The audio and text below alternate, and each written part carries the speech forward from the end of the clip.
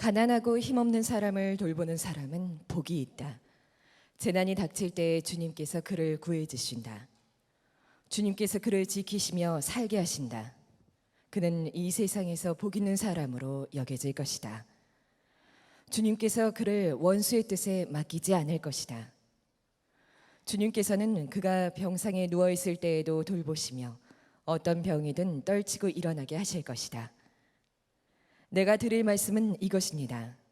주님, 나에게 은혜를 베풀어 주셔서 나를 고쳐 주십시오. 내가 주님께 죄를 지었습니다. 나의 원수들은 나쁜 말을 지어서 저자가 언제 죽어서 그 후손이 끊어질까 하고 나에게 말합니다. 나를 만나러 와서는 빈말이나 늘어놓고 음해할 말을 모아두었다가 거리로 나가면 곧 떠들어댑니다. 나를 미워하는 자들이 모두 나를 두고 험담을 꾸미고 나를 해칠 궁리를 하면서 몹쓸 병마가 그를 사로잡았구나. 그가 병들어 누워 있으니 다시는 일어나지 못한다 하고 수군댑니다. 내가 믿는 나의 소꿉동무, 나와 한 상에서 밥을 먹던 친구조차도 내게 발길질을 하려고 뒤꿈치를 들었습니다. 그러나 주님은 나의 주님이시니 나에게 은혜를 베풀어 주십시오. 나도 그들에게 되갚을 수 있도록 나를 일으켜 세워주십시오. 내 원수들이 내 앞에서 환호를 외치지 못하게 하여 주십시오. 이로써 주님이 나를 사랑하심을 나는 알게 될 것입니다. 주님께서 나를 온전하게 지켜주시고 나를 주님 앞에 길이 세워주십시오. 이스라엘의 하나님이신 주님, 찬양을 받으십시오. 영원에서 영원까지 찬양을 받으십시오. 아멘, 아멘. 여러분 감사합니다. 기도해 주셔서 3주간 동안에 브라질, 또 파라과이, 또 미국 이렇게 다녀왔습니다. 시편이 전체 5권입니다. 시편 41편으로 1권이 끝납니다. 시편 1권이. 시편 1권이 끝나고 나면 다시 신약으로 가서 히브리서를 통해서 여러분들과 매주일 또 한번 만나고 그리고 다시 시편 2권으로 돌아오려고 합니다. 그러니까 시편 1권 설교의 오늘이 마지막 설교가 됩니다. 시편 41편이. 이 시편 41편 가지고 석주 설교 준비한 것 같습니다. 석주간 동안 이 시편 41편 말씀을 묵상하고 또 묵상하는 시간을 가졌습니다. 설교 준비를 그렇게 많이 했으니까 오늘은 대단히 은혜가 많겠지요. 근데 실제로는 거의 설교 준비는 못하고 그냥 계속 묵상만 했습니다. 시편 41편을 읽으면서 다윗이 하나님께 올려드렸던 기도 4절에 주님 제게 은혜를 베풀어 주옵소서. 그 묵상만 3주 한 것 같습니다. 저도 똑같이 그렇게 고백을 했습니다. 주님 저에게 은혜를 베풀어 주옵소서. 다윗은 지금 굉장히 몸이 아픈 가운데 있는 모양입니다.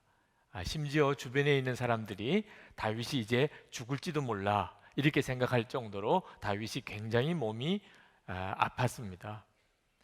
그 몸이 아픈 중에 하나님께 고쳐달라는 기도를 드린 것이 시편 41편인데 저는 뭐 다윗처럼 그렇게 심각한 무슨 문제가 있는 것 같지는 않은데도 주님 은혜를 베풀어 주옵소서라고 이렇게 기도하면 왜 그렇게 자꾸 눈물이 나는지 모르겠더라고요.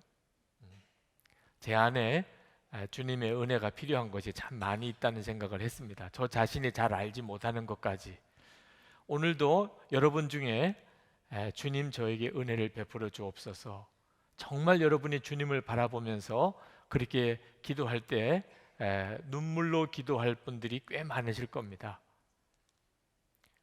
딱히 무슨 어려움이 있는 것 같지 않은데도 주님 저에게 은혜를 베풀어 주옵소서. 주님과 마음의 심령이 통하면서 기도하게 되면 우리 안에 그런 애통함이 생깁니다. 사람은 누구나 다 약하고 또 실수도 많이 하고 또 실패도 하고 또 죄를 짓고 상처도 많고 또 몸이 아프고 두려운 일도 많고 우리가 다 그렇습니다. 은혜라고 하는 말은 실패했고 또 실수했고 잘못했고 몸이 아프고 그랬는데도 불구하고 사랑으로 품어주고 다시 붙들어주고 다시 치료해주고 다시 세워주는 것을 그걸 은혜라고 합니다. 우리에게 정말 하나님의 은혜가 필요하지요.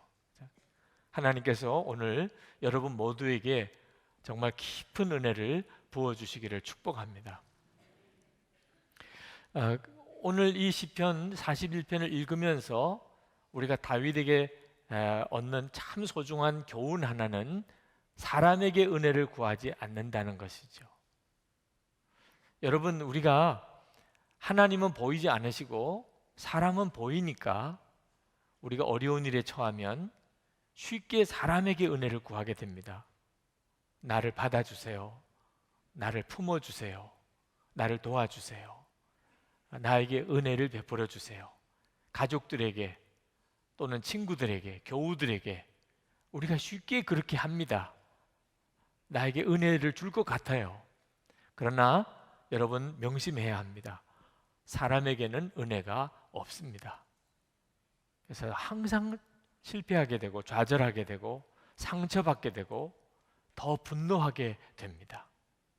다윗도 사람을 의지했었던 모양입니다. 그런데 5절부터 9절까지 보면 다윗이 사람에게서 굉장한 실망을 겪게 됩니다. 지금 다윗이 몸이 아파서 거의 죽게 되었던 이런 형편에 원수들이 일어나는 거예요.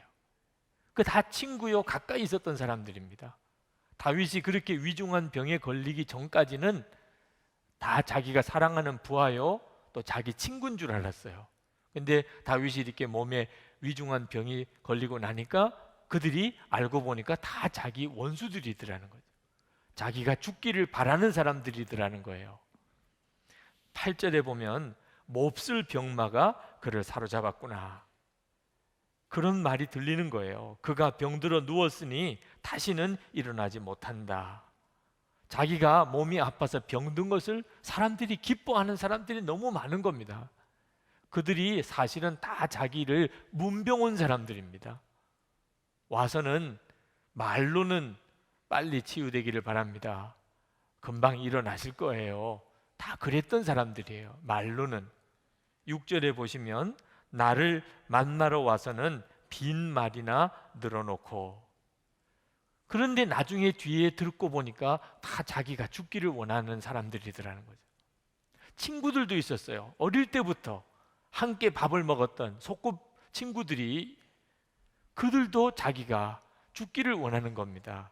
9절에 보면 내가 믿는 나의 소꿉동무 나와 한 상에서 밥을 먹던 친구조차도 내게 발길질을 하려고 뒤꿈치를 들었습니다.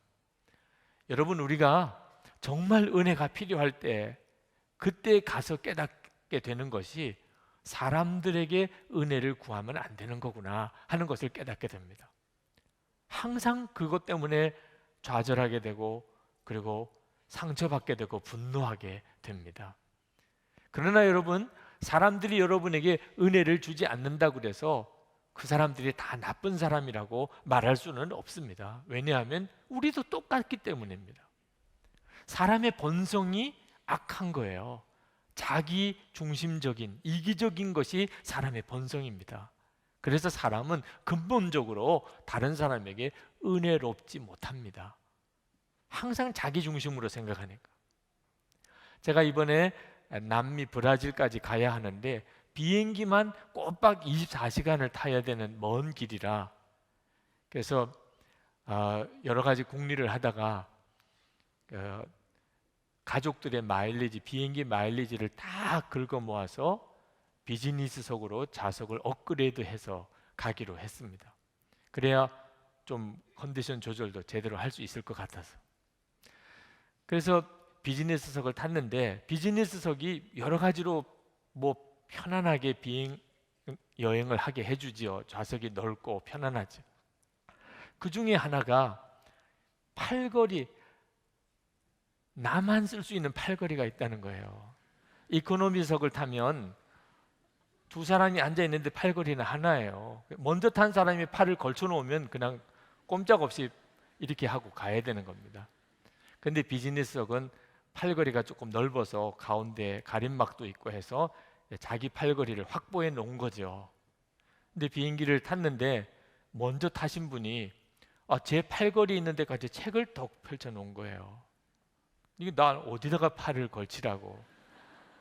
갑자기 속에서부터 속이 확 뒤집혀지는 생각이 드는 거예요. 이게 어떻게 마련한 비즈니스석인데 이거 팔걸이 하나라도 좀 편안하게 하고 가려고 하는 건데 이 사람이 어떻게 이렇게 무리할 수가 있어. 물컵을 놓는 곳에도 자기 아이패드를 이렇게 다 걸쳐놨더라고요. 그때 제가 이건 제 자리입니다. 이건 제 몫이에요. 치우세요. 그렇게 하고 싶은 말이 목에까지 올라오더라고요. 이거 제 자리예요. 이거 제 몫입니다. 사람이 말입니다. 자기 권리를 주장하는 이 본성이 굉장히 강합니다. 목사인데도 그래요. 그건 어쩔 수가 없더라고요. 이거 얼마나 많은 내가 대가를 치르고 이 자리를 내가 산 건데 그런 생각이 들더라고요.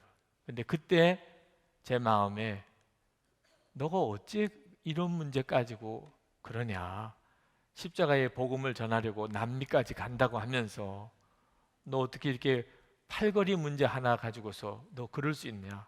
그리고 또 그 목사라는 것 때문에 나중에 이 사람이 내가 목사인 줄 알게 되면 그러면 이 팔걸이 문제 때문에 그렇게 제가 깐깐하게 이야기했던 것이 얼마나 제게는 수치스러운 일이 되겠냐. 아니 목사야? 목사인데도 그랬어? 이렇게 될 거 아니겠어요?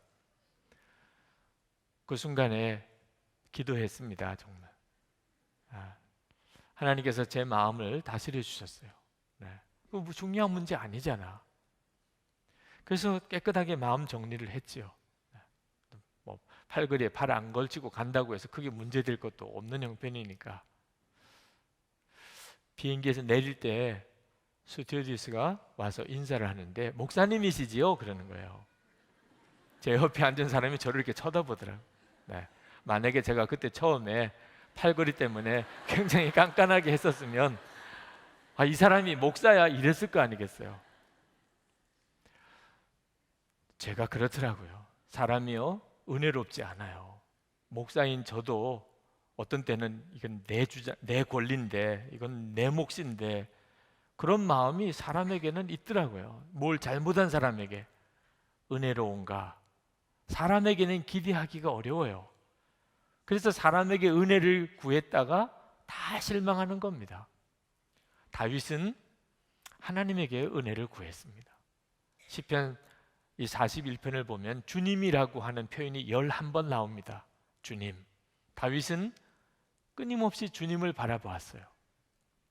은혜는 하나님에게 있는 겁니다. 은혜는 근본적으로 죄인을 향한 사랑이에요. 우리에게는 죄인을 향한 사랑이 없습니다. 하나님은 죄인을 사랑하세요. 다윗이 몸이 아플 때 마음에 걸리는 것이 있었던 모양입니다. 그것은 내가 지은 죄 때문에 내가 이런 병에 걸렸나. 무슨 죄 때문에 어떤 병이었는지는 성경에 나와 있지 않지만 4절 하반절에 보니까 내가 주님께 죄를 지었습니다 라고 다윗이 고백을 하는 걸 보고 다윗이 뭔가 죄책감이 있구나 하는 걸 알 수가 있습니다. 그래서 그 죄책감에 대하여 하나님께 회개하고 고백을 하고 있어요. 하나님은 죄인을 향하여 은혜를 베푸시는 분이십니다. 십자가가 그 증거죠. 저와 여러분이 지은 죄 때문에 예수님이 십자가에 죽으시고 우리는 그 은혜로 죄 사함을 받았습니다. 그게 은혜의 본질이죠. 다윗이 그것을 알았어요. 그래서 하나님에게 나가서 하나님께 은혜를 구한 거죠. 자, 다윗이 이렇게 하나님께 기도를 해서 즉각 다윗의 병이 고침을 받았는지 아닌지는 이 성경만 가지고는 모릅니다. 이 성경 속에는 그렇게 나와 있질 않아요. 그러나 다윗이 병 고침을 즉각 받지는 못했을지라도 은혜를 받은 것만큼은 분명합니다. 그건 확실히 나와 있어요. 13절에 다윗이 은혜 받았다는 사실을 알 수 있습니다. 13절에 보면 이스라엘의 하나님이신 주님, 찬양을 받으십시오. 영원에서 영원까지 찬양을 받으십시오. 아멘, 아멘 하고 마칩니다. 다윗은 지금 몸이 많이 아픕니다. 그리고 사랑하는 사람들에게 배신을 당하였습니다. 그런데도 다윗의 입에서 찬양이 나옵니다. 은혜를 안 받았다면 일어날 수가 없는 일이죠. 다윗은 몸이 아파서 하나님께 기도하는 중에 원수들은 자기가 죽기를 바랍니다. 혹시 죄 때문에 내가 이런 병에 걸렸나, 이런 마음의 두려움도 있습니다. 그때 다윗이 하나님께 품어달라고, 나를 고쳐달라고, 나를 다시 일으켜달라고, 은혜를 베풀어달라고 하나님께 기도했습니다. 근데 다윗의 마음이 기도하는 중에 확 바뀌어버렸습니다. 마지막에 하나님을 찬양하면서 기도를 마쳤습니다. 은혜가 임한 거죠. 여러분, 다윗에게 임했던 하나님의 은혜는 몸이 고쳐 받은 것이 아니라는 것을 알 수가 있습니다. 이 성경 속에는 나와 있지를 않아요. 다윗이 몸이 고침을 받았기 때문에 주님을 찬양한 게 아닙니다. 여전히 몸이 아프다는 고백 속에 끝나요. 그런데 다윗은 확 바뀌어버립니다. 몸이 고침을 받지 않았는데도 하나님의 은혜가 임할 수 있다는 거죠. 그 다윗에게 임했던 은혜가 뭔가? 그것은 하나님이 여전히 자기를 사랑하신다는, 그리고 여전히 자기와 함께 계시다고 하는 겁니다. 11절에 다윗이 하나님께 구하는 기도가 단순히 이 병만 고쳐달라는 게 아닙니다. 11절 하반절에 보면 주님이 나를 사랑하심을 나는 알게 될 것입니다. 몸을 고쳐달라는 것은 사실은 하나님이 나를 사랑하신다는 것을 알게 되겠기 때문에 그렇게 해달라는 거예요. 하나님의 사랑이 다윗의 중요한 관심사입니다. 두 번째는 12절에 주님께서 나를 온전하게 지켜주시고 나를 주님 앞에 길이 세워주십시오. 주님 앞에 서게 해달라는 거예요. 항상 주님과 함께 있게 해달라는 겁니다. 그것이 다윗이 원했던 거예요. 그런데 그것이 응답을 받은 겁니다. 하나님, 나 사랑하시는구나. 하나님, 나와 함께 계시는구나. 그 응답을 받은 거예요. 그것이 다윗에게 임했던 은혜입니다. 여러분, 다윗에게 무엇이 필요했을까요? 건강한 몸, 중요하죠. 지금 다윗에게 있어서 가장 필요한 것처럼 보입니다. 건강한 몸, 원수를 이기는 것, 왕국이 확장되는 것, 다윗에게 다 중요한 문제예요. 그러나 다윗에게 정말 중요한 것은 건강한 몸도, 다윗의 왕국이 확장되는 것도, 원수를 이기는 것도 아니고 하나님이 정말 나를 사랑하신다 하는 것에 대해서 분명하게 확신하게 되는, 그리고 하나님이 나와 함께 계시는구나 하는 사실을 분명하게 알게 되는 것입니다. 그러면 충분해요. 하나님 나 사랑하시는 거 알고, 그리고 하나님이 나와 함께 계시다는 것만 분명하면 형편처지가 어떠하든지 간에, 원수들이 다 나를 죽기를 기다리고 있어도 문제될 게 아무것도 없습니다. 다윗은 하나님을 믿기를, 하나님과 아주 친밀히 교제하는 그런 믿음으로 하나님을 믿었어요. 다윗은 아버지가 하나님이 계시단다 그래서 믿은 게 아닙니다.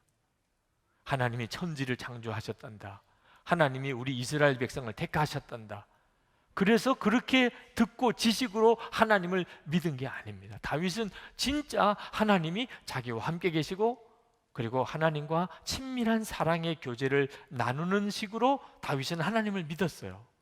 다윗이 어린 목동 소년일 때 다윗이 들판에서 혼자서 양들을 지키면서 거기서 잤습니다. 사자가, 곰들이 양을 움켜가려고 노리고 있는 이런 아주 참 어떻게 보면은 굉장히 무서운 환경에서 다윗이 홀로 밤에 그 들판에서 잠을 잤습니다. 그러나 다윗은 두렵지가 않았어요. 하나님이 함께 계시는 것이 다윗에게는 너무나 분명한 실제였기 때문에. 그래서 다윗은 들판에서 혼자 있을 때 그는 수금을 타면서 하나님께 찬양을 올려드렸다고 그랬습니다. 여러분, 그 상황을 여러분이 한번 그저 상상으로 그려보십시오. 들판에 양들밖에 없습니다. 밤에 어린 소년이 그 들판에서 양을 지키면서 잠자리를 하고 있습니다. 그 소년이 자리에 일어나서 밤하늘을 보면서 그리고 노래를 부릅니다. 찬송을 부릅니다. 듣는 사람은 아무도 없어요. 오직 하늘에 계신 하나님께서 그 다윗의 찬송을 들으십니다. 다윗은 이렇게 하나님을 믿었어요. 다윗은 하나님에 대해서 지식을 가지고 있는 게 아니었습니다. 다윗은 하나님과 친밀한 교제를 나누었어요. 다윗은 그것이 회복되기를 구하고 있는 것입니다. 몸이 병들어서 죽을 지경까지 된 이 상태에서 다윗에게 필요했던 것은 하나님이 여전히 나와 함께 계시고 나를 사랑하신다는 것을 알게 해주시는 것이었어요. 그러면 충분했어요. 몸이 아파도 사람들이 다 나를 죽기를 바라도 문제될 게 아무것도 없다고 생각했습니다. 여러분, 다윗이 골리앗과 싸웠던 일은 유명하죠. 다윗이 소년일 때입니다. 여러분, 오해하지 말 것은 다윗이 정말 앞으로 장래에 장군감이에요. 장군감. 그래서 벌써 소년 때부터 장군이 될 기질을 가지고 있었어요. 그래서 골리앗이 이스라엘을 위협하고 들어올 때 소년이지만 다윗이 그 골리앗과 담대히 나가서 싸웠다. 그래서 이 이스라엘의 왕이 될 그런 사람이라고 하는 건 증거를 얻었다. 그게 아니었어요. 다윗은 하나님을 사랑했을 뿐입니다. 어린 소년이지만 다윗은 하나님을 사랑했어요. 여러분, 하나님을 믿는 것과 사랑은 다른 겁니다. 하나님을 믿을 수는 있지만 사랑이 안 되는 사람들이 있습니다. 지금도 여기 계시잖아요. 하나님을 믿지만 하나님을 사랑하게 되진 않아요. 사랑은 다른 문제입니다. 친밀하지 않는데 어떻게 사랑을 할 수가 있나요? 다윗은 소년이지만 하나님을 사랑했어요. 근데 골리앗이 구척 장신 거인이지만 하나님을 막 모욕하는 말을 하는 것을 그 형 위문하러 왔다가 들었습니다. 다윗은 속이 뒤집혀지는 것 같았어요. 비록 자기는 소년이에요. 그 골리앗과 싸우기에는 이건 엄두가 안 나는 일입니다. 그런데 아무도 안 싸우는 거예요. 다윗이 내가 나가겠다고 그래요. 내가 나가. 그것은 다윗이요, 어릴 때부터 무슨 용기가 대단했고 장군감이었기 때문이 아닙니다. 어려도 하나님을 사랑하게 된 사람은 누구나 그렇게 됩니다. 우리 교회도 어린아이들, 청소년들 기도하는 거 보면 어른들이 어떤 때는 이해하기 어려운 모습으로 기도합니다. 주님을 사랑하게 된 아이들은 기도가 다릅니다. 말이 다릅니다. 다윗에게 필요했던 것은 바로 하나님과의 이 친밀함이었어요. 제가 브라질 떠날 때 인천공항에서 하나님 앞에 기도했습니다. 그때 제 기도의 제목은 오직 하나였어요. 제가 주님만 바라보겠다고 그랬습니다. 이제 브라질의 현지에 가면 어떤 형편인지 저는 전혀 모릅니다.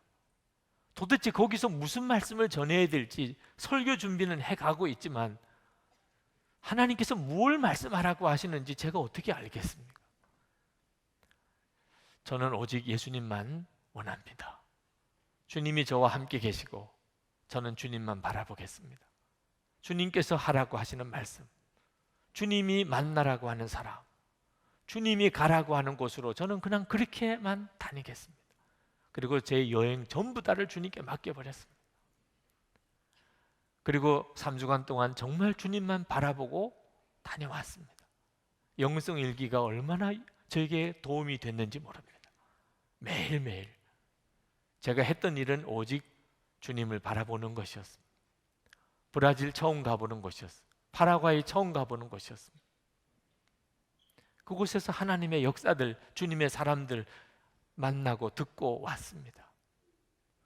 제가 다시 한국으로 올 때 지난주 목요일 아침에 LA에서 아침에 산책을 하고 기도했습니다. 하나님께 묵상했습니다. 그때 하나님께서 저에게 주신 말씀이 너는 나를 따르라. 한국에 오면서 주님이 주신 말씀이었습니다. 그 말씀에 저는 다시 한번 제게 구원이 임하는 것 같았어요. 사실 한국에 돌아오면 이제 밀린 일들이 많습니다. 이제 가을이 되면서 교회 일은 복잡해지고 많아집니다. 제가 이것도 해야 되고 세미나도 해야 되고 또 집회도 해야 되고 교회 일도 처리해야 되고, 근데 하나님께서는 저에게 말씀하시기를 나는 너에게 그걸 원하지 않는다. 너는 그저 나를 따르라. 주님이 저를 인도하실 것이라 그랬습니다. 그건 저에게 너무나 큰 기쁨이었습니다. 하나님께서는 우리 교회를 보실 때 교인 수가 몇 명인가 별로 관심이 없다는 마음을 주셨습니다. 교인 수가 몇 명인가 우리 주님께 별로 관심이 없어요. 우리 주님의 관심은 정말 주님과 친밀하고 예수님을 따르는 사람이 몇 명인가, 그게 우리 주님의 관심이라고 하셨어요. 그래서 저도 그렇게 하기로 했습니다. 우리 교회 등록 교인 수가 몇 명이고 출석 교인 수가 몇 명이고 별로 그런 건 주님도 관심 안 가지시니까, 그 대신에 우리 교회 안에 진짜 예수님과 친밀히 교제하고 예수님을 따르는 사람이 몇 명인가, 그것만 중요한 문제라는 것입니다. 여러분, 우리가 예수님을 믿는다는 것은 예수님과 그저 함께 사는 거죠. 예수님 내 마음에 계신 거 하나를 분명하게 알고 그 예수님을 따라 사는 겁니다. 그것이 예수님을 믿는 것이었어요. 브라질에 가서도 파라과이에 가서도 미국에 가서도 많은 성도들, 목회자들을 만났습니다. 형편 처지가 다 달라요. 그렇지만 우리 그리스도인들에게 있어서 중요한 것은 하나밖에 없었어요. 예수님이 함께 계시는 것을 아느냐 하는 겁니다. 예수님과 함께 친밀히 동행하고 있느냐 하는 거예요. 예수님과 함께 동행하고 있다면 어떤 처지에서도 문제될 것이 없었어요. 어렵고 편하고가 없었어요. 어디가 더 좋고 어디가 더 나쁘고 말할 수가 없었어요. 예수님과 정말 친밀히 교제하는 사람은 그가 있는 그곳이요, 하나님이 영광 받으시는 곳이었어요. 이번에 파라과이에 갔다가 거기서 목회하시는 한샘교회를 담임하는 목사님, 한태희 목사님, 젊은 목사님 만났습니다. 정말 귀한 목사님이시더라. 이과수 폭포를 쭉 안내를 해주시는데 계속 저에게 이제 목회에 대해서 상담을 하시는 바람에 별로 폭포를 못 봤어요. 네. 폭포를 보라고 하는 건지 상담을 하시는 건지 모를 정도로 그렇게 막 목회에 대해서, 사역에 대한 열망이 많으셨어요. 저는 그 목사님이 너무 귀했어요. 폭포가 뭐 중요하겠어요? 주님의 사랑과 교제하는 것이 훨씬 중요하죠. 그 목사님의 열망은 성도들에게 말씀을 잘 전하는 것이었습니다. 목사님은 어떻게 하면 성도들에게 말씀을 잘 전할 수 있을까요? 어떻게 하면 우리 성도들에게 성경 공부를 잘 가르칠 수 있을까요? 그때 제가 그 목사님에게 그렇게 말씀을 드렸습니다. 목사님, 성도들에게 설교를 잘하고 성경 공부를 잘 가르치는 것도 중요하지만 성도들에게 정말 필요한 것은 성도들의 마음에 예수님이 와 계시다는 눈을 열어주는 겁니다. 성도들을 목사님에게로 인도하지 마세요. 성도들을 예수님께로 인도하시고 예수님을 바라보게 하세요. 그러면 파라과이에 있어도 충분합니다. 예수님이 정말 마음에 와 계신 것을 눈뜨게 되면 그러면 파라과이에서도 충분히 행복하게 신앙생활 잘할 수 있습니다. 여러분, 우리가 예수 믿을 때 꼭 기억할 것은 예수님에 대해서 지식을 아는 것보다 더 먼저가 예수님과의 관계예요. 예수님과의 관계가 먼저입니다. 사도행전 때, 그 초대교회 때 가만 보세요. 그때는 성경도 없었을 때예요. 성경도 없었을 때니까. 그때는 신학교를 졸업한 목회자들도 없었을 때예요. 그러면 그들은 뭐 가지고 신앙생활을 해요? 함께 계신 예수님 때문이었습니다. 그들은 성경책도 없었어요. 신학교를 졸업한 목회자도 없었어요. 그렇지만 분명한 것은 예수님이 우리와 함께 계시다 하는 것만은 너무나도 분명히 알았어요. 그 예수님과의 교제하면서 그들은 놀랍게 세계 복음화를 향하여 교회가 부흥했습니다. 핍박이 왔을 때도 그들은 더 부흥했어요. 그리고 나중에 성경이 만들어지고, 그리고 그 나중에 신학교가 세워지고, 다 나중입니다. 여러분, 집에 어린아이가 태어났을 때 이 어린아이에게 부모님은 그 아이에게는 아무런 지식의 대상이 안 됩니다. 여러분, 갓난아이가 부모의 이름을 알겠어요? 갓난아이가 부모의 나이를 알겠어요? 부모님의 생일을 알겠어요? 부모님의 고향을 알겠어요? 부모에 대해서 뭘 아는 게 있어요? 이 갓난아이가 오직 하나 아는 것은 부모님과 함께 있다는 겁니다. 엄마 아빠가 나와 함께 있다는 것 밖에는 몰라요. 그리고 엄마 아빠와 함께 그냥 자라는 거예요. 그러다가 나중에 그 아이가 크면서 엄마 아빠 이름도 알게 되고, 엄마 아빠의 생일도 알게 되고, 엄마 아빠의 고향도 알게 되고 하는 거죠. 예수님도 꼭 같다니까요, 여러분. 여러분이 예수님을 믿을 때 가장 먼저는 예수님과의 관계부터입니다. 한국 교회가 그 점에 대해서 지금 고민이에요. 예수님에 대해서는 잔뜩 가르쳤는데 정작 예수님과의 관계에 대해서는 제대로 가르쳐 보지를 못했어요. 오늘도 세례를 드렸지만 세례 받을 때 예수님에 대해서만 잔뜩 가르쳤어요, 그동안. 더 중요한 것은 예수님이 마음에 오셨다는 사실을 가르쳐 주는 것. 그리고 그 예수님을 바라보게 해주는 거예요. 그리고 그 예수님과 동행하게 해주는 겁니다. 이것이 예수를 믿는 시작입니다. 그리고 아는 것은 그 뒤에 나오는 거죠. 예수를 믿으신다는 많은 분들이 실제로는 예수님과 친밀한 교제를 나누지 못해요. 예수님과 친밀하냐? 그 점에 대해서는 자신이 없어 해요. 예수님에 대해서는 많이 알지만. 왜 그런가? 예수님을 마음에 영접한 것이 분명치 않기 때문입니다. 예수님을 정말 마음에 영접했다면 예수님과 교제하는 것은 가장 먼저죠. 그리고 가장 놀라운 일입니다.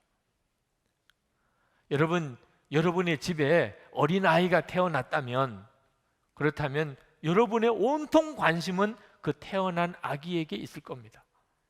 집안이 모든 게 다 그 아이를 중심으로 다 바꿔져요. 어린아이가 태어나면. 여러분 집에 부모님을 모시고 있다면 여러분은 항상 집에 계신 부모님 생각을 할 겁니다. 그죠? 집에 부모님을 모시고 있다. 여러분, 만약에 여러분의 집에 아주 중요한 손님이 오셨다면 지금도 여러분 머릿속에는 그 집에 온 손님 생각이 계속 있을 겁니다. 당연하지요. 여러분이 만약에 예수님을 진짜 영접하셨다면 여러분은 항상 예수님 생각을 하게 될 거예요. 그런데 여러분은 전혀 예수님 생각하지 않고 산다면, 아침에 일어났을 때부터 밤에 잘 때까지 예수님 생각이 전혀 없다면 그 예수님 영접한 게 맞습니까? 이것부터 점검을 해야 합니다. 여러분, 오늘 여러분이 예수님을 영접한 것에 대해서 다시 한번 돌아가시기 바랍니다. 여러분은 다 예수님을 영접하셨고 예수님은 여러분 안에 오셨고 그 예수님이 오늘 여러분을 여기까지 인도하셨어요. 여러분, 이것을 절대로 작게 여기면 안 됩니다. 왜 예수님과의 친밀함이 없다요? 예수님을 영접했다는 생각이 분명치가 않은 겁니다. 예수님은 이미 여러분의 마음에 와 계십니다. 지금 여러분이 가지고 있는 생각, 마음, 감정 때문에 예수님은 힘드실 수도 있어요.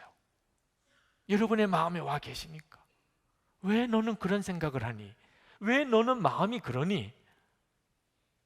여러분, 그 점을 이제는 정말 진지하게 생각해 보세요. 그러면 금방 여러분은 예수님과 친밀하게 교제하는 것에 대해서 알게 됩니다. 예수님은 지식으로만 믿는 대상이 아닙니다. 예수님은 친밀히 교제하는 분이에요. 마태복음 7장 23절에 보면 예수님의 이름으로 능력을 행하고 예수님의 이름으로 예언도 하고 예수님의 이름으로 귀신도 쫓아내던 그 많은 주의 종들이 우리 주님 앞에 섰을 때 주님께서 나를 떠나가라 불법을 행하는 자들아 나는 너희를 도무지 알지 못한다 하리라 이런 말씀을 하셨어요. 아니 예수님의 이름으로 능력을 행하고 예수님의 이름으로 병자도 고치고 귀신도 내어 쫓고 예언도 하고 그랬는데 뭘 몰라요? 예수님께서 왜 내가 너를 도무지 알지 못한다고 하셨을까요? 지식으로 아는 것과 친밀히 교제하는 것 차이를 말씀하고 있는 겁니다. 예수님의 이름에 대해서 알고 예수님에 대해서는 많이 알아도 예수님과 친밀히 교제함으로 알지 못한 사람은 나중에 하나님 앞에 갔을 때 나는 너를 도무지 알지 못한다 하는 말을 듣게 됩니다. 여러분은 예수님을 친밀히 아십니까? 오늘 아침에 교회에 오면서 주님께 기도할 때 주님은 여러분에게 뭐라고 하셨나요? 어젯밤에 여러분 잠자리에 들 때 주님은 여러분에게 뭐라고 하셨나요? 여러분이 예수님을 정말 안다면 아마 여러분들은 주님이 여러분에게 하신 말씀을 지금 대답하실 수 있을 겁니다. 이것은 중요한 믿음의 문제예요. 예수님과 교제를 시작하세요. 막연하게 교회만 다니는 식으로 예수 믿지 말고 이건 대단히 중요한 문제입니다. 여러분은 다 예수를 믿으시는 분이지만 예수님과 친밀한지에 대해서는 이건 전혀 다른 문제입니다.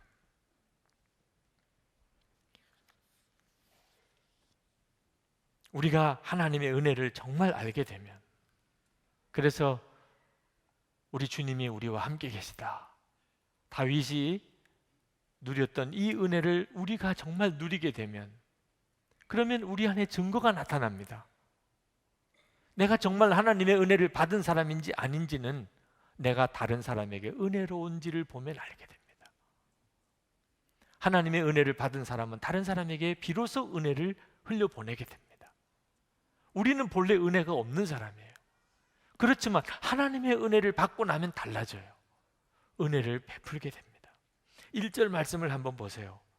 1절 가난하고 힘없는 사람을 돌보는 사람은 복이 있다. 갑자기 생뚱맞게 이 이야기가 왜 나왔을까요? 1절에 다윗은 지금 몸이 아파서 하나님께 은혜를 달라고 기도하고 있는 중인데 왜 갑자기 1절에 가난하고 힘없는 사람을 돌보는 사람은 복이 있다고 하는 말을 했을까요? 다윗이 그렇게 살았기 때문입니다. 다윗이 하나님의 은혜를 받고 보니까 다윗도 은혜로운 사람이 되었어요. 그래서 사울 왕을 죽일 수 있는데도 2번이나 살려줍니다. 사울 왕이 죽고 난 다음에 자기를 죽이려고 했던 왕이지만 그 손자 무비보셋을 거두어 줍니다. 다윗은 정말 사람들에게 은혜로운 사람이었습니다. 그것은 다윗 자신이 하나님의 은혜를 아는 사람이었기 때문이라는 거죠. 여러분이 정말 하나님의 은혜를 누리고 싶습니까? 그러면 도무지 용납 안 되는 사람에게 은혜를 베풀어 보십시오. 도무지 사랑할 수 없는 사람을 한번 사랑해 보십시오. 그러면 어떤 일이 벌어지는 줄 아십니까? 여러분이 하나님의 은혜를 알게 돼요. 여러분을 사랑하는 하나님의 사랑이 어떤지를 알게 되고 하나님이 여러분에게 베푸신 은혜가 어떤 것인지 깨닫게 돼요. 그때 깨닫게 돼요. 사랑할 수 없는 사람을 사랑해보고 품을 수 없는 사람을 품어보면 하나님이 나를 이렇게 하시는구나. 하나님이 나를 이렇게 사랑하시고 이렇게 은혜를 주시는구나. 그걸 우리 자신이 깨닫게 된다고요. 그리고 우리가 하나님의 깊은 은혜를 경험하게 됩니다. 1절 하반절에 보면 재난이 닥칠 때에 주님께서 그를 구해 주신다. 주님께서 그를 지키시며 살게 하신다. 그는 이 세상에서 복 있는 사람으로 여겨질 것이다. 주님께서 그를 원수의 뜻에 맡기지 않으실 것이다. 주님께서는 그가 병상에 누워 있을 때에도 돌보시며 어떤 병이든 떨치고 일어나게 하실 것이다. 여러분 은혜로운 사람이십니까? 가족에게, 교우들에게 또는 사회에서 관계를 맺는 사람들에게 여러분은 은혜로운 사람이세요. 그건 여러분이 하나님의 은혜를 정말 받아들이고 있는지를 말해주고 있는 겁니다. 하나님의 은혜를 경험하면 은혜를 베풀게 됩니다. 여러분이 은혜를 베풀면 하나님의 은혜는 더 쏟아지게 됩니다.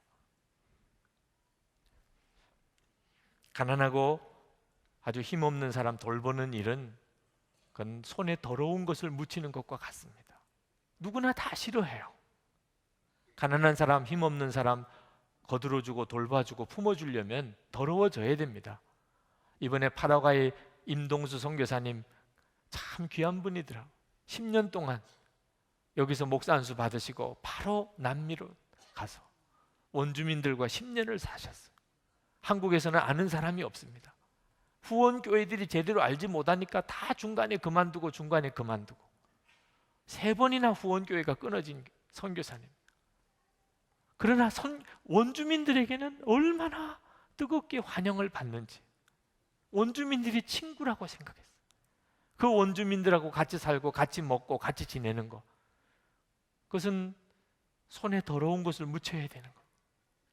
여러분, 예수님이 우리 마음에 오시는 것은 우리는 너무 좋은 일이지만 예수님은요 마치 시궁창에 들어오는 것과도 같아요. 우리 마음이 그렇잖아요. 우리 마음에 예수님이 오셨어요. 예수님은 더러운 것을 그냥 다 묻힐 각오를 하고 들어오셨어요. 그걸 알고 나면 우리도 다른 사람에게 그렇게 하게 됩니다. 이 은혜를 알고 나면 주님이 나에게 뭘 이루어 주시고 안 이루어 주시고가 상관이 없어져요. 내 병이 뭐 고침을 받았고 안 고침 받았고 그것도 상관이 없어져요. 그냥 충분해요. 지난 금요 성령 집회 때 김병년 목사님 이 자리에서 간증 설교 하셨습니다. 여러분, 그 자리에 오신 분도 계실지 모르겠습니다. 아마 어떤 분들은 그 설교 듣기가 상당히 불편했을지 몰라요. 그 목사님이 그렇게 외쳤잖아요. 기도한다고 모든 병이 다 고침받는 거 아닙니다. 금요 성령 집회 때 어떻든지 기도해서 응답받고 병 고침받고 싶어서 달려왔던 성도들은 난감했을 거예요. 여러분, 기도한다고 다 고침받았습니까? 기도한다고 고침받지 못하는 병 있습니다. 이럴 때 이걸 아멘 해야 돼요, 말아야 돼요? 그랬어요. 그 목사님, 사모님 젊은 목사님이신데 교회 개척하고 시작했을 때 셋째 아이 낳고 바로 뇌경색으로 쓰러지셔서 식물인간처럼 되셔서 지금 7년째입니다. 목사님이 그만 실수로 그 사모님 다리에 따뜻하게 해주나라고 찜질팩을 올려놓았다가 그게 불이 나서 2다리 절단했어요. 아니, 기도하면 점점점 나아지고 고쳐지고 일어나야지. 2다리 절단하는 상황까지 내몰리면서 그 목사님이 겪었던 절망은 말할 수가 없었어요. 그 목사님 기도 엄청나게 하시는 분이더라. 기도를 적게 해서도 아니에요. 기도를 잘못해서도 아니에요. 기도는 엄청나게 했어요. 제 옆자리에 앉아서 말씀이 끝나고 기도하는데 그냥 불이더라고. 기도를 한 사람만이 알아요. 그 목사님의 기도는 불 그 자체였어요. 그 목사님은 정말 기도의 불의 종이더라고. 그런데 그 목사님은 이 강단에서 내 아내가 기적적으로 고침받았습니다, 그 간증하려고 쓴 게 아니었어요. 지금도 여전히 그냥 누워 계세요. 눈도 뜨지 못하고 사모님 대소변 받아내고 새 아이는 목사님이 기르고 개척교회를 해가고 계세요. 그 목사님이 이 강단에 섰어요. 그런데 그 목사님에게는 은혜가 너무너무 충만했어요. 1시간 짧은 설교이기 때문에 조리가 잘 없었어요. 제가 듣기에도 이 설교 듣고 성도들이 무슨 은혜 받을까 싶은 생각도 들었어요. 그런데 기도시키고 나니까 성령님이 얼마나 강하게 역사했는지 몰라요. 무슨 말인지 조리 있게 잘 듣지는 못해도 속의 심령에는 불이 임했어요. 성도들이 통곡하고 울었어요. 성령의 만져주심이 있었어요. 그 목사님이 응답되지 않는 기도를 그렇게 하면서 주님으로부터 배운 것이 있었어요. 그것은 기적을 일으키는 믿음의 기도보다 있는 형편 그대로 품는 사랑의 기도가 훨씬 더 크다고 하는 사실, 그 목사님이 깨달았다는 겁니다. 그 목사님은 사모님이 기적같이 고침을 받게 해달라고 기도했어요. 그런데 결국은 2다리 절단하는 사고까지 생겼습니다. 그러면서 하나님께서 그 목사님에게 아내가 그렇게 꼼짝없이 누워있고 새 아이를 기르고 개척교회를 해야 되는 이 상황 자체를 그대로 품고 사랑하는 법을 가르쳐 달라고 기도하는 법을 이 목사님에게 가르쳤다는, 사랑하는 법을 가르쳐 주세요. 지금 이 형편을 품는 법을 가르쳐 주세요. 그래서 그 목사님에게 사모님을 있는 그대로 지켜보고, 사모님 말 대답하지 못하는 사모님에게 말을 걸고, 그리고 사모님을 사랑한다고 고백하고, 그리고 그 형편 그대로를 감사하고, 그 형편 그 속에서 역사하시는 주님을 믿고, 그리고 목회를 했더니 사모님만 돌보는데 교회는 엄청나게 부흥이 되는 거예요. 그리고 그 목사님이 서는 곳곳마다 불이 임하는 거예요. 참 신기한 일이죠. 다윗은 그가 병을 고쳐달라고 기도했지만 병 고침을 받았다는 기록이 나와 있지는 않습니다. 이 시편 속에서는. 그러나 은혜는 충만하게 임했어요. 오늘 이 시간에 우리가 예수님 우리와 함께 계시는 것에 대해서 진짜 눈이 뜨이게 되면 우리에게도 다 똑같이 그렇게 됩니다. 우리의 형편 중에 하나님이 바꾸어 주실 형편이 있고 우리가 그대로 품어야 될 형편이 있는 겁니다. 그러나 어떤 것도 다 감당할 수 있어요. 예수님이 우리와 같이 계신 것만 분명하다면, 내가 예수님을 아는 눈이 열리기만 한다면, 주님과 동행할 수만 있다면 충분해요. 정말 주님 충분해요. 여러분 시작해 보세요. 예수님과 친밀한 교제는 이거 하루아침에 되는 게 아닙니다. 여러분 주님을 그냥 바라보세요. 여러분과 함께 계시다는 것 하나가 중요한 것입니다. 무슨 기적 같은 일이 매일 일어나는 게 아닙니다.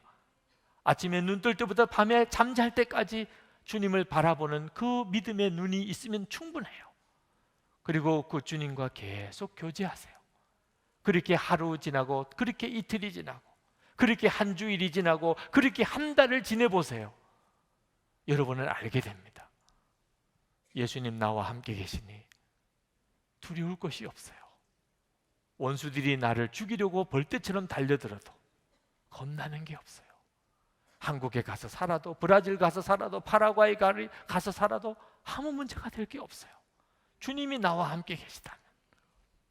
아멘입니다. 이 시간에 우리 기도하십시다.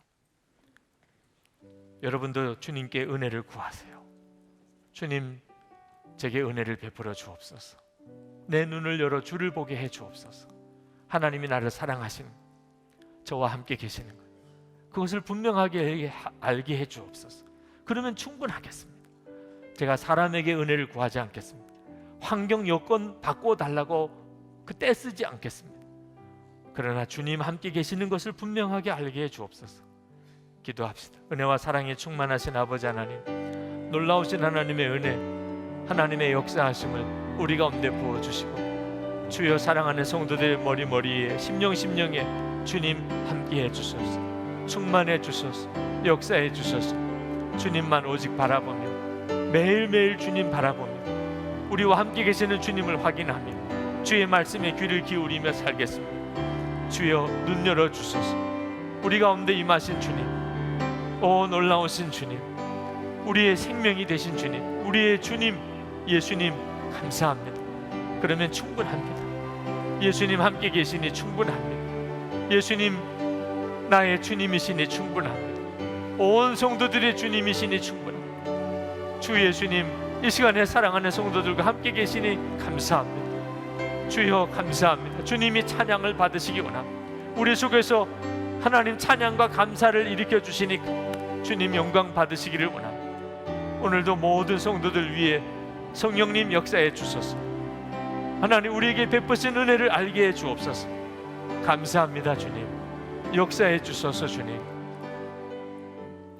주 예수님, 주님 감사합니다. 아버지 하나님 성령으로 역사해 주셔서 우리 가운데 함께 하시는 주 예수님을 바라보게 해 주옵소서. 우리의 눈을 열어 주를 바라보게 해 주옵소서. 그러면 충분하겠습니다. 다윗에게 완전한 답을 주신 주님, 오늘 이 시간에 우리의 처지와 형편이 어떠하든지 하나님 우리 가운데 완전한 답을 주실 수 있는 걸 믿습니다. 모든 두려움과 염려가 다 떠나고 예수님 한 분만 붙잡고 감사하며 찬송하며 하나님 우리의 삶을 살아가게 해주시는 주님을 믿습니다. 하나님, 오늘도 갈급한 성도들을 축복해 주소서. 무너지고 깨어지고 실패하고 병들고 하나님 죄로 인하여 하나님 무너진 성도들을 일으켜 주소서. 은혜를 베풀어 주소서. 십자가의 은혜로 함께 하소서. 우리를 영원히 떠나지 않으시는 예수님, 우리를 만져 주소서. 오늘도 전심으로 주님께 예배하고 정성을 다해서 주님께 감사의 예물을 올려드립니다. 주님께 마음을 다하여 헌금을 드렸습니다. 하나님 기뻐하는 뜻대로 귀하게 사용되게 해 주소서. 그리고 성도들에게 은혜와 복을 주소서. 영육 간의 강건함을 주시고 가정이 천국 같게 하시고 기업의 복을 주시고 성령에 충만하여 하나님의 은혜를 증거하며 살게 하시고 하나님의 사랑을 나누며 살게 하여 주시옵소서. 이 나라와 민족을 긍휼히 여기시고 북한에 있는 동포를 구원하시며 세계 열방 모든 족속에게 복음 전하는 선교사님 오늘도 붙들어 주시고 주 예수님 속히 오시옵소서. 예수 그리스도 이름으로 간절히 기도합나이다. 아멘.